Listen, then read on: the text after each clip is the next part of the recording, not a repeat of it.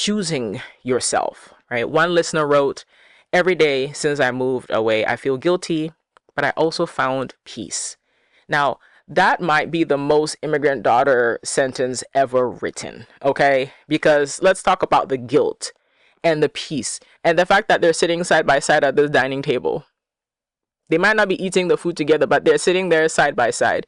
And many of us were raised believing that choosing ourselves meant that we were abandoning our families.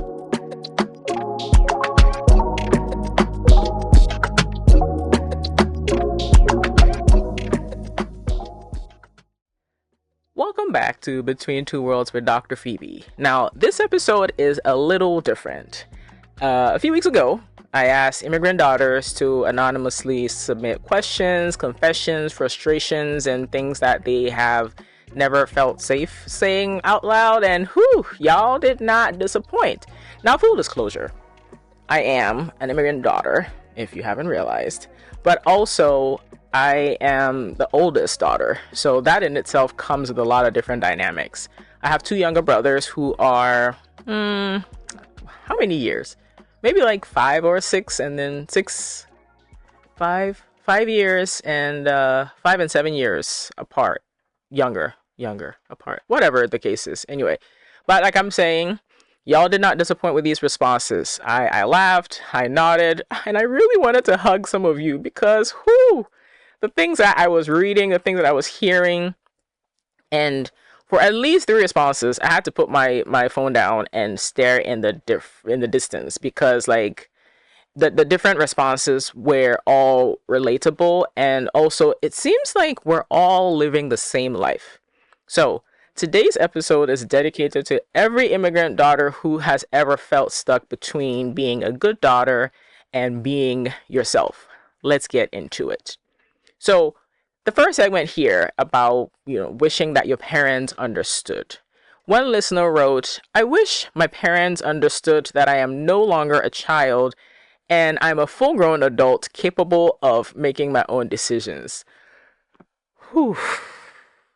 Can we take a moment for the immigrant daughters in the room? Because some of us have mortgages, okay? Mortgages. We have children. We have businesses.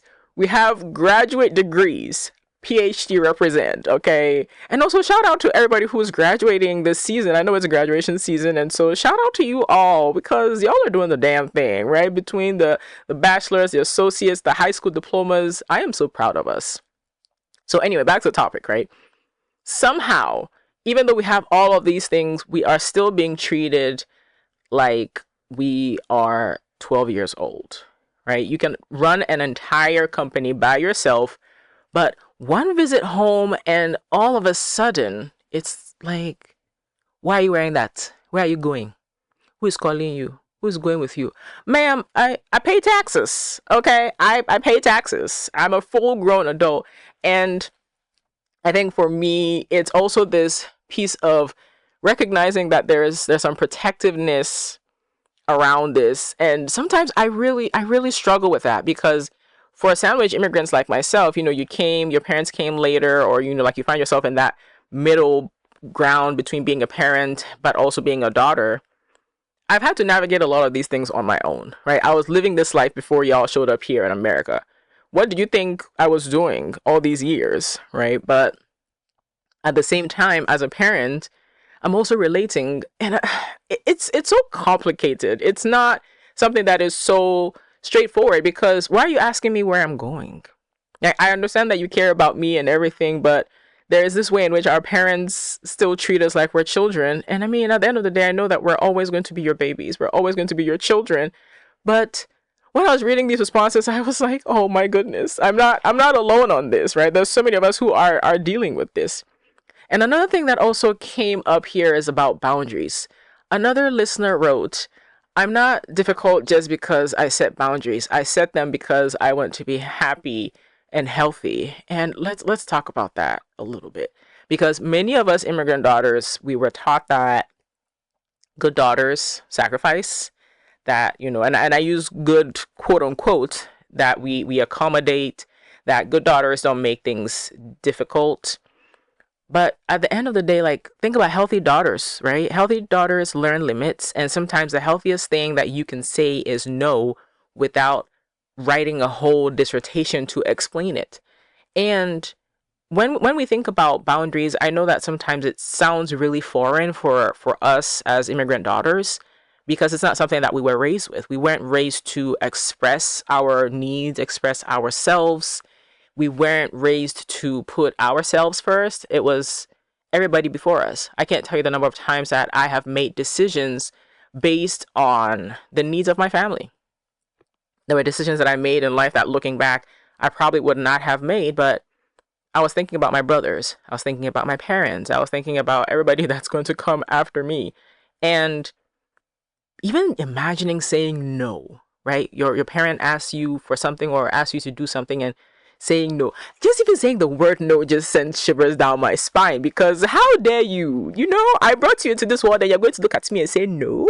It just feels so, it feels so foreign and it feels so scary. And, you know, maybe on another episode we'll talk about this a little bit more, about how to say no without actually using the word no, because there's a lot of cultural nuance to that word no. And sometimes, you know, the boundary conversations lack that. The boundary conversations do not recognize that we are from different cultures and words have meaning, and words look and sound different also. And then there was another part of the responses that I got about choosing yourself, right? One listener wrote, "Every day since I moved away, I feel guilty, but I also found peace." Now, that might be the most immigrant daughter sentence ever written, okay? Because let's talk about the guilt and the peace and the fact that they're sitting side by side at this dining table. They might not be eating the food together, but they're sitting there side by side. And many of us were raised believing that choosing ourselves meant that we were abandoning our families. And I've learned so many things over the years as somebody who is a huge family person. Like, anyone who knows me personally knows how much I love and adore and support my family.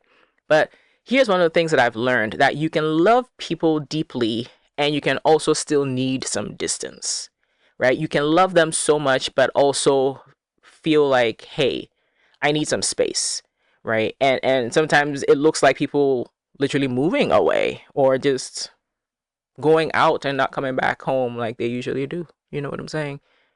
Because you can still care. You can care about people, you can care about your family, and you can still say no, right? You can leave and you can still belong, right?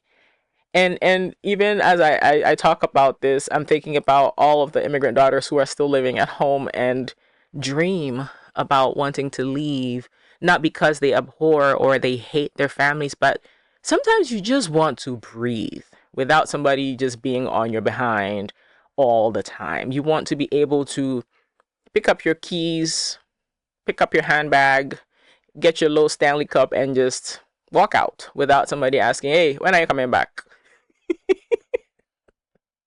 When are you coming back? Or where are you going?" Right? And another part of the data I would say that I collected for this particular episode is, you know, one person who listens to this show, you know, they asked, how can I feel more confident in my choices? Now, here's my answer to that. Confidence is a muscle. I think that people don't realize that confidence is one of those things that it's not a destination that you just reach where one day you're just like, "Oh, I'm confident," right? Confidence is not necessarily the absence of doubt. It's learning to trust yourself even while the doubt is present.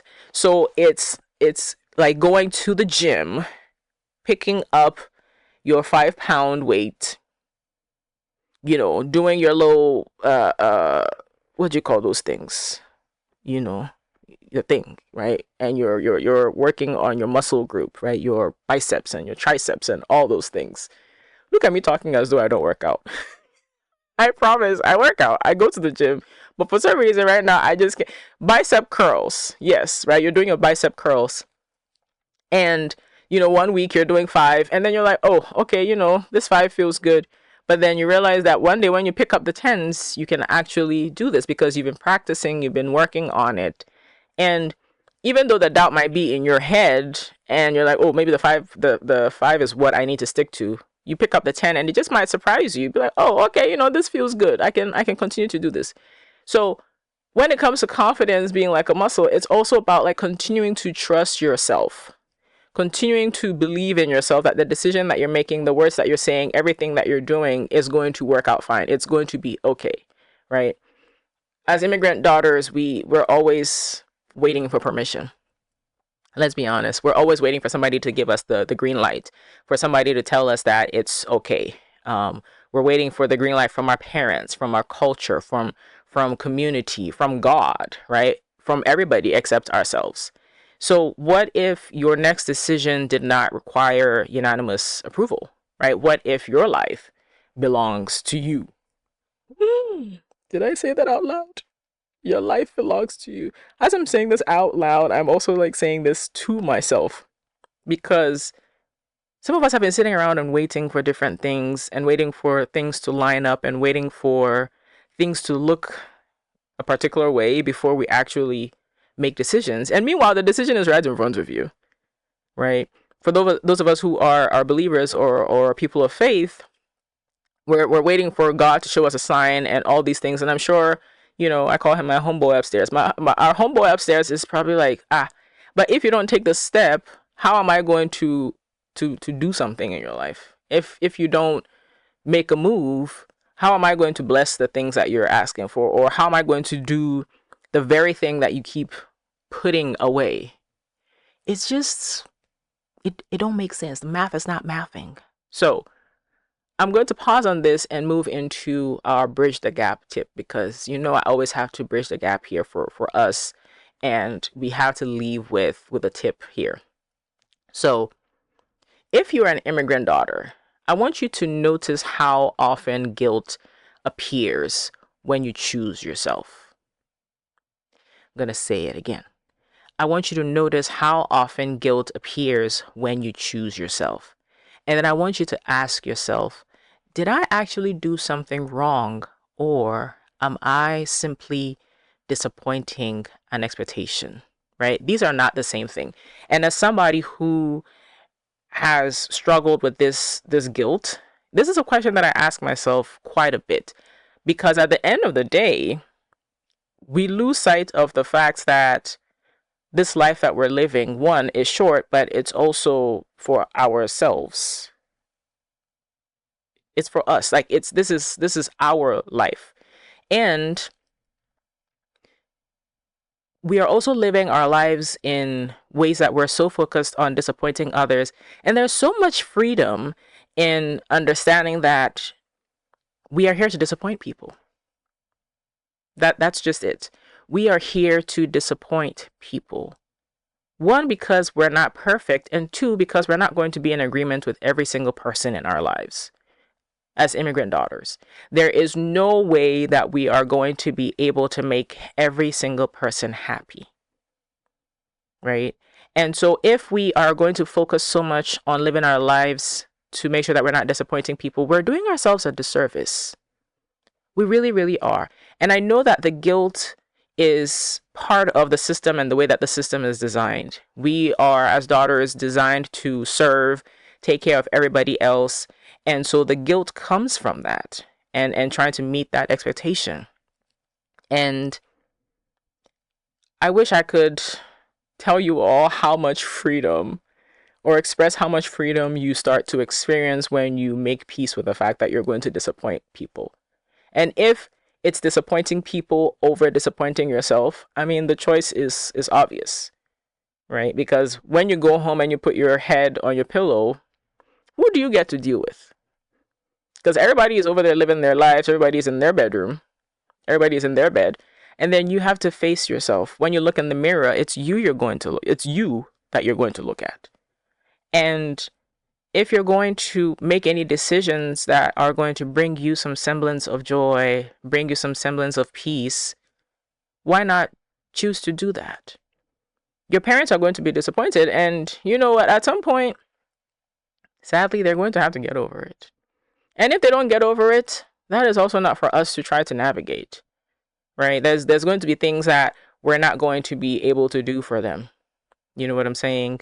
And I think about the ways in which, like, in the past, I feel like I disappointed my parents. But I also look on the other side and think about how some of those things brought me peace. One of the things that I really struggled with was, for example, like deciding to leave my marriage. One of the things that I really struggled with over the years was I'm going to be disappointing my parents because I'm not supposed to be the divorced daughter, right? I'm supposed to be the married daughter. And I had to make a decision for myself, right? I had to make a decision that made sense for myself because we have a saying in a con that loosely translates as you are the one who's sitting by your fire and you know how hot it is. You know how much it's burning you. And if I was sitting by this fire of marriage and I was burning up, I was getting charred up, my family, my parents, they were not going to be experiencing that. I was the one that was experiencing it, right? And this is not even an easy thing to talk about. This is not an easy thing to say out loud. But I felt like I was a disappointment. This is actually the first time I've talked about this, that I had tried something that was supposed to be for a lifetime, and here I was ending it 13 years in, and here I was like, what was I going to do? Go back to my father's house? I mean, my father accepted me with open arms. So so if you are listening and this is one of those decisions that you're considering taking, I really want you to think about what is also on the other side, the peace that is on the other side, the love that's on the other side, the freedom that's also on the other side of the decisions that you're afraid of making, right? I knew that I was disappointing my parents by not going to medical school, right? By some of the career choices that I was making, by deciding to be a psychology major. My dad, I remember saying to me, like, are you sure about this? Are you going to have a job? Are you going to find a job after? And I mean, yeah, like here I am years later. And yeah. So if today's episode, felt a little too familiar, that is because you're not alone. Many of us have been suffering in silence. I'm going to say that again. Many of us have been suffering in silence. We are dealing with a lot of pressures that we don't know how to navigate on our own. We don't know how to figure out on our own. And for some reason, because we have been raised to believe that we don't deserve help, we have to navigate things by ourselves. We have to figure it out by ourselves because we are strong women, especially for us as Black women. We're strong Black women, which, by the way, I push against that narrative all the time because I'm not a strong Black woman. I'm trying to be soft, okay? I'm trying to be malleable. Many of us have found ourselves in the position where we had to navigate things on our own, and one day you talk to a fellow sister and you realize, oh, you've been struggling with this too. You've been going through this, because shame and guilt also thrive in isolation. It really does. And I remember having conversations with some women in my life over the years and realizing we were both suffering. We were both struggling with the same kinds of things. But for some reason, we weren't saying anything to each other. And I know that some of us, that part of that guilt is, oh, I don't want to burden anybody. I don't want to, take my problems to anybody. What if people gossip? People are going to gossip, okay? People are going to gossip. That's just who we are because we're human beings. And so you give them something to gossip about, but also, like, give them what you want to give them. Whatever it is that you're sharing with them that you're okay with the fact that somebody might hear, yeah. Or you go find a trusted therapist and you let them know what's going on, because your therapist is not going to be the one to gossip. There's no gossip that is going to be more valuable than somebody's license, okay? So you better clock that. But there's a lot of us who are struggling, and we wear our struggle as a badge of honor because that's what we were raised to believe, but it's not. I'm sorry, it's just not. It's not a badge of honor to struggle or to suffer, because there's so many resources out here. There's so many people that we can connect to. In Chi, we say "Sawan tong yarea unya nueru," which translates as, if you don't talk about or if you don't sell your disease, you're not going to find the cure. You're not going to get the medicine, right? And I remember A few years ago, I was talking to a friend of mine who's, older than I am, and I was telling her about some struggles that I was having, and she was like, "Oh yeah, that's something that I've dealt with, and this is how I dealt with it." And I was thinking to myself later on, if I hadn't said anything, one, I wouldn't have realized that I actually had this point of connection with this fellow immigrant daughter, but also I wouldn't have found this solution. I wouldn't have been able to see that, oh, there's a light at the end of the tunnel. So if you're out here and you're trying to figure things out on your own, please know that it's just not sustainable. It's not. There's so much power in healing in community. So immigrant daughters, please, I'm begging you, let us get together. Let us connect. Let us talk about things. There's so many Instagram pages out there that talk about the immigrant daughter experience or the first daughter experience. And there's so much overlap, right? There's a lot of sacrifice that we're making. There's a lot of ways in which we take care of others. And we also deserve to take care of ourselves as well. So this is my challenge to you. Reach out to one of your fellow immigrant daughters that you know, is going to be able to hear you, to be able to support you. And also know that if you go and you try it out, you dip your toes in the water and you realize that this person is not for me, there's always going to be somebody else for you, because at the end of the day, there's always a lid to every pot.